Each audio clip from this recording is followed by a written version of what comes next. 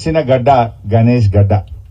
ఎందుకంటే మహిపాల్ రెడ్డి గారు 3 సార్లు ఎమ్మెల్యేగా పోటీ చేస్తే 3 సార్లు నేను ఇక్కడికి వచ్చి పూజ చేసి జెండా ఊపిన 3 సార్లు మహిపాల్ అన్న ఘన విజయం సాధించిండు.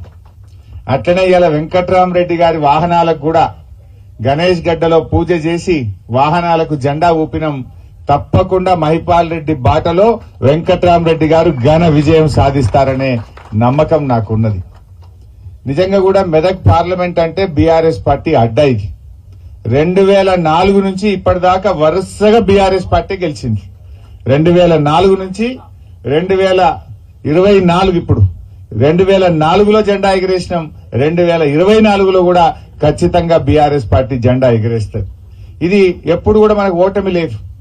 ఎప్పుడు మెదక్ ఎంపీ ఎన్నిక జరిగిందంటే గులాబీ జెండా పుట్టినప్పటి నుంచి ఈ జెండా ఎగురుతూనే వచ్చింది మెదక్ పార్లమెంట్ మీద. దయచేసి మా నాయకులు, మా కార్యకర్తలు మీరు కూడా గట్టిగా కృషి చేయండి. మీ అందరి సహకారం ఉంటే మళ్లీ ఒక్కసారి తిరుగులేని మెజార్టీతో మెదక్ లో మనం గులాబీ జెండా ఎగిరేయబోతా ఉన్నాం. ఎందుకంటే ఇలా విషయాలు ప్రజలకు చాలా స్పష్టంగా అర్థమైనాయి.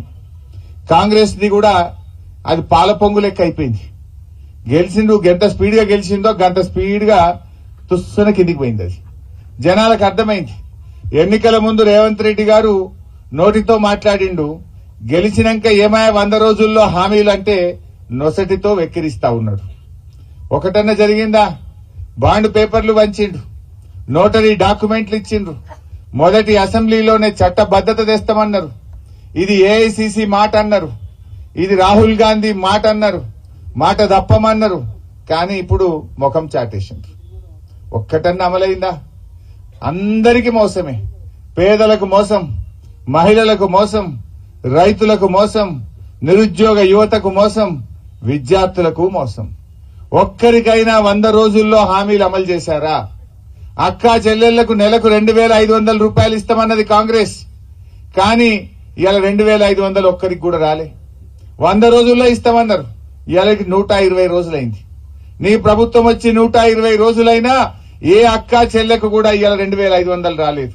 అంటే ఈ రాష్ట్రంలో 18 ఏళ్లు నిండిన మహిళలకు 1,42,00,000 మంది మహిళలకు ఒక్కొక్కరికి 10,000 రూపాయలు కాంగ్రెస్ పార్టీ బాకీ పడ్డది.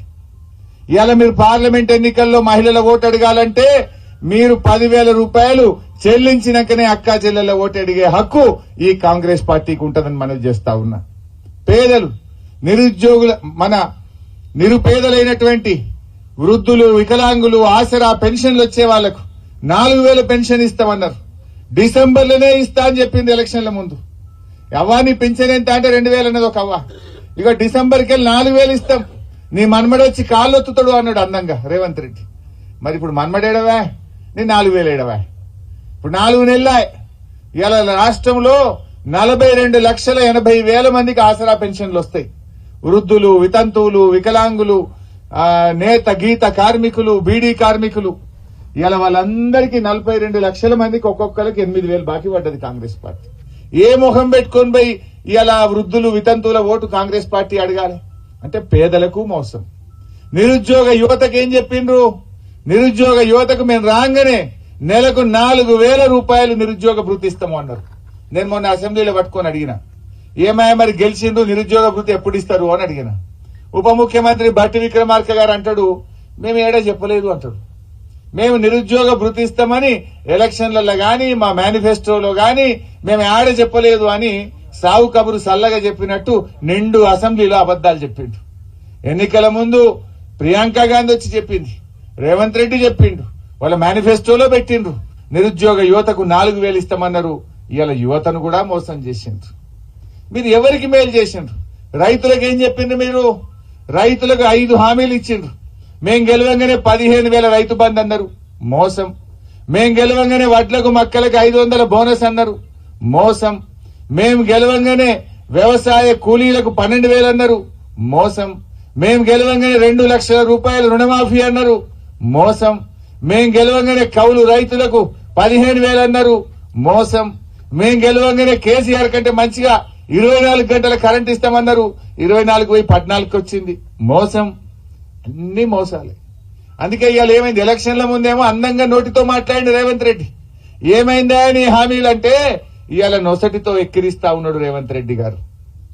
కాంగ్రెస్ 100 రోజుల పాలన ఇవాళ వాళ్ళ గ్యారంటీలు అన్ని కూడా గారడీలుగా మారిపోయినాయి. 100 రోజుల్లో 6 గ్యారంటీలు అమలు చేస్తామన్నారు. ఇవాళ గారడీలతోని నమ్మించి ప్రజలను మరొక్కసారి మోసపుచ్చాలని మభ్యపెట్టాలని ప్రయత్నం చేస్తా ఉన్నారు. అభయహస్తం అన్నారు. ఈ 6 గ్యారంటీల పేరు అభయహస్తం అన్నారు. ఆ అభయహస్తం కాస్త అక్కరకు రాని హస్తం అయిపోయిందని చెప్పి మనవి చేస్తా ఉన్నా. మీరు పటాన్చెరు దవాఖానలో పోయి ఇవాళ చూడండి, నేను చెప్పేది నిజమా కాదా. సంగారెడ్డి దవాఖానలో పోయి చూడండి, కేసీఆర్ కిట్లు బంద్ అయిపోయినాయి. ఆనాడు కళ్యాణ లక్ష్మి ఇచ్చిండు కేసీఆర్. దవాఖాన పోతే బిడ్డకు కాన్పు చేసి కేసీఆర్ కిట్ ఇచ్చి ఆటో కిరాయి లేకుండా తల్లిని పిల్లని ఇంటికాడ దించిండు. కాంగ్రెస్ వాళ్ళు ఏమన్నారు, కేసీఆర్ లక్షనే ఇచ్చిండు, మేం తులం బంగారం కూడా కలుపుతామన్నారు. వచ్చిన అదే తులం బంగారం వాళ్ళకన్నా ఒక్కలకన్నా తులం లేదు. ఈయన కేసీఆర్ కిట్ బంద్ అయింది. కేసీఆర్ కిట్ బంద్ అయింది, కాంగ్రెస్ తిట్లు మాత్రం వచ్చినాయి. కిట్లు బంద్ అయినాయి, తిట్లు వచ్చినాయి, గంతే. మార్పు అంటే ఏం మార్పు వచ్చిందిరా నాయన అంటే, సర్కార్ దవాఖానలలో ఇచ్చే కిట్లు బంద్ అయినాయి, తిట్లు మాత్రం మోపైనాయి. గిద్ద తప్ప ఏమైనా ఉన్నదే. కేసీఆర్ మొన్నోసారి సిరిసిల్లకు పోయిండు. పోయాడేదో మాట్లాడుకుంటూ మీరు 6 గ్యారంటీల్లో 100 రోజుల్లో చెప్పిన దాంట్లో భాగంగా వడ్లకు 500 బోనస్ ఇస్తామన్నారు. యాసంగి వడ్లు వచ్చుడు చాలైంది, కళ్ళాళ్లకు వడ్లు వస్తున్నాయి. గా వడ్లకు 500 బోనస్ ఇవ్వయా రేవంత్ రెడ్డి గారు అంటే, ఈయన అంటాడు కేసీఆర్ నీ డ్రాయర్ ఊడగొడతా అని మాట్లాడతాడు. తెలంగాణ తెచ్చి 10 ఏళ్లు ముఖ్యమంత్రి చేసిన కేసీఆర్ మీద ఈయన మాట్లాడే భాష ఇదేనా? నువ్వు రాష్ట్ర ముఖ్యమంత్రివా, చెడ్డీ గ్యాంగ్ సభ్యుడివా నేను అడుగుతా ఉన్నా. నువ్వు మాట్లాడే భాష అదేనా నేను అడుగుతా ఉన్నా. ఏమడిగాడు కేసీఆర్? నువ్వు ఓట్ల ముంగట 500 బోనస్ ఇస్తా అన్నావు. నీ 6 గ్యారంటీల్లో బాండ్ పేపర్ రాసి ఇంటింటికి వంచినవు. యాసంగి వడ్లు వచ్చినాయి, గా వడ్లకు బోనస్ ఇవ్వమంటే నువ్వు మాట్లాడే భాష గదా అని నేను చెప్పి నేను రేవంత్ రెడ్డి గారిని అడుగుతా ఉన్నా. భాష కాదు కదా, పనితనంతో ప్రజల మెప్పు పొందు. మాకంటే మంచిగా పని చేయి. కేసీఆర్ ₹1,00,000 ఇచ్చిండు, నువ్వు తులం బంగారం ఇచ్చి పేరు పొందు. నువ్వు 15,000 బోనస్ ఇస్తాను, గదిచ్చి పేరు పొందు. కేసీఆర్ ₹1,00,000 రుణమాఫీ చేసిండు, నువ్వు 2 లక్షలు చేస్తాను, గా పనిచేసి పేరు పొందు. ఈ తిట్లేంది నాకు అర్థం కాదు. మాకు తిట్టరాకనా ఏంది? భాష, సంస్కారం, పద్ధతి కొంత ఉండాల్సినటువంటి అవసరం ఎంతైనా ఉన్నది. ఇలా బాధ ఏంటంటే 100 రోజుల కాంగ్రెస్ పాలనలో 200 మంది రైతులు ఆత్మహత్య చేసుకున్నారు. ఇలా రైతులు ఆత్మహత్య తెచ్చుకునేటువంటి పరిస్థితి తీసుకొచ్చినావు. ఇలా నేను అడుగుతా ఉన్నా, కాంగ్రెస్ పార్టీకి ఓట్లేసింది నీ తిట్ల కోసమా? నీ తిట్లు వినడం కోసం ఓట్లేసినామా ఏమన్నా? నువ్వు కేసీఆర్ కంటే మంచిగా చేస్తా అని ఊరిచ్చినావు, మాయ మాటలు చెప్పినావు. గా పని చేయి. గా పని చేయక నువ్వు కేసీఆర్ ను తిట్టి లీకులు రాయించి పేపర్లల్లా ఫేక్ వార్తలు పెట్టి సోషల్ మీడియాలన్నీ గట్లయిందట గిట్లయిందట అని ఫేక్ వార్తలు రాయించుకుంటూ ఇంకా ఎంతకాలం కాలం వెళ్లదీస్తావు? ఇంకా ఎంతకాలం ప్రజల్ని మోసపుచ్చుతావు? ఎక్కువ కాలం జరగదు అని చెప్పి నేను మనవి చేస్తా ఉన్నా. ఇప్పుడిప్పుడే ప్రజలకు అన్ని విషయాలు కూడా అర్థమైతా ఉన్నాయి. నువ్వు మార్పు అన్నావు, మార్పు లేదు, అంతా మాయ చేస్తున్నది ఈ కాంగ్రెస్ పార్టీ. మాయ చేస్తున్న ఈ కాంగ్రెస్ కు ఈ పార్లమెంట్ ఎన్నికల్లో గుణపాఠం తప్పదు అని చెప్పి నేను మనవి చేస్తా ఉన్నా.